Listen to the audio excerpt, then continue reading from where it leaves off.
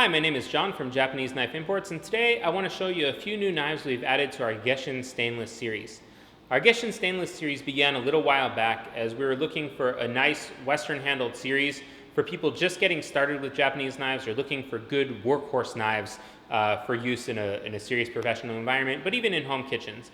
And over time, we've added some really kind of unique blade shapes and profiles to this, and I have some of the more interesting ones that we've recently added to it here today to show you.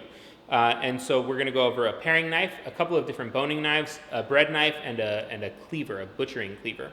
And I hope that you find this interesting at the very least. So first up is a 90 millimeter paring knife that we just added to this. And you can see it's a pretty small knife. What I really liked about this and what I was very excited about to be able to bring it in was the shape. The shape is really awesome for a lot of in-hand work, especially for like turning artichokes, doing tournées, but also for fluting stuff, picking through foie gras for veins, and various kind of similar tasks to that. The other thing that's nice about this is that it sharpens relatively easily and takes a pretty good edge. The edge retention is not the best of any of the knives we have in here, but it's not bad by any stretch of the imagination.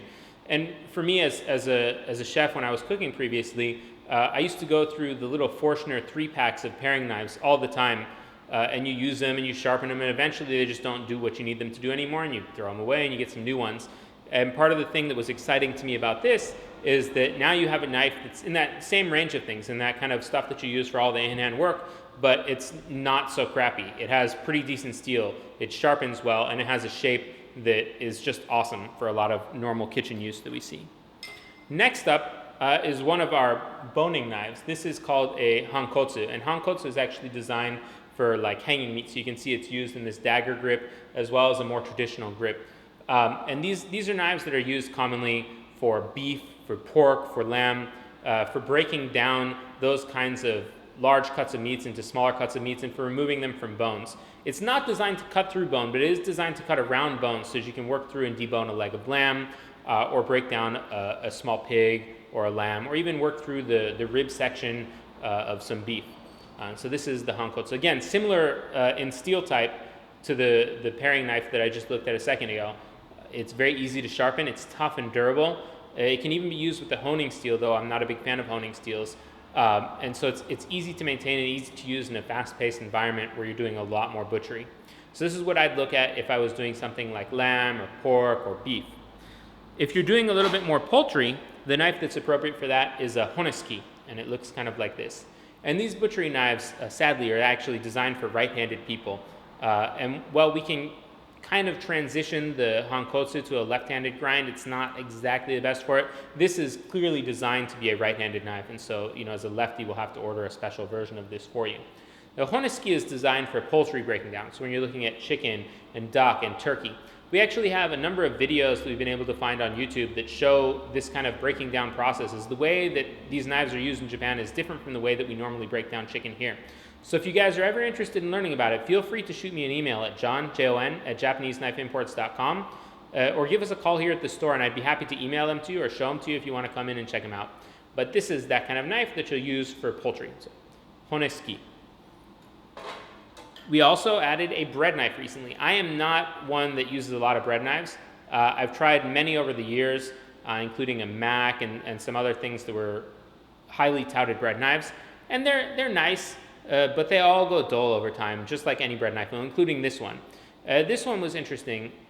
When we were in Japan a couple of years ago, the maker that makes this for us was talking about how excited he was with this new development that he had with this bread knife. And so he gave us one of them and some stuff to cut, and we took it back home to my in-laws' house, and we were cutting up things, and it worked so well. We were just shocked by how well it moved through stuff. It was castella cake, which is a kind of similar cake to sponge cake. It's a little bit softer. And so what I found for this is that this works really well for cake. It works really well for delicate breads and slightly softer items. But because of how thin it is, which is part of the reason that it moves through these things as well, it doesn't create these little crumbs it does, it doesn't work quite as well on some of the harder, crustier breads. So you need to make sure that as you cut through those kinds of things, you're not flexing the knife from side to side, as it will flex a little bit. That being said, for $45 is not such a bad deal for a bread knife. And lastly today, I wanted to show you guys this, which is our butcher cleaver. We've had in Los Angeles recently a number of kind of smaller scale butcher shops open up, and they've been doing a lot more whole animal butchery programs. Because of that, we get a lot of chefs coming to us asking us for things like this and how we can use things like this and what kind of development we can do for items like this.